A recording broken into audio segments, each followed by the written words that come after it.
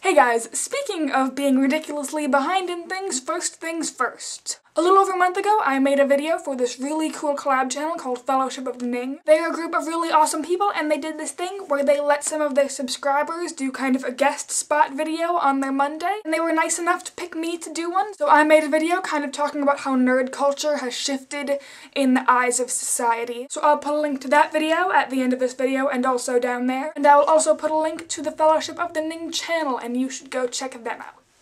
So last week I was putting in a lot of effort to try to avoid spoilers from the Avengers. Because despite my hopes, dreams, and best intentions, I was unable to see all of the lead-up tie-in movies before the Avengers came out. I finally caught up on all of them, and I went to see it with some friends on Friday, and it was spectacular, and I'm going to go see it again.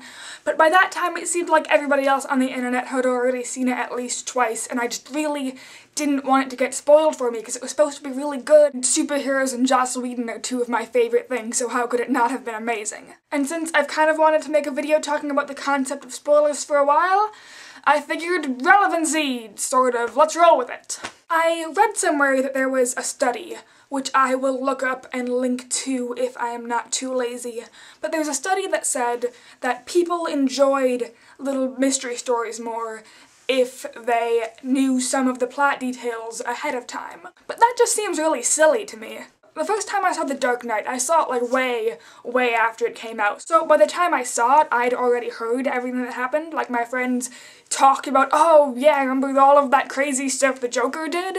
So then when it happened, I just wasn't impressed by it at all. I remember a long time ago, I reread The Golden Compass, and the only thing I remembered was the big thing that happened at the end, and that just kind of ruined it for me because I didn't know anything else, I just knew the one big spoiler. And I rewatched Dollhouse somewhat recently, and I didn't realize until the very end that I had forgotten the identity of, like, the Rossum founder, and when I realized that I had forgotten that, I was really excited because then I got to, you know, be surprised all over again. Obviously, anything you know about a story kind of affects your perceptions as you go into it. That's why I have kind of a love-hate relationship with movie trailers.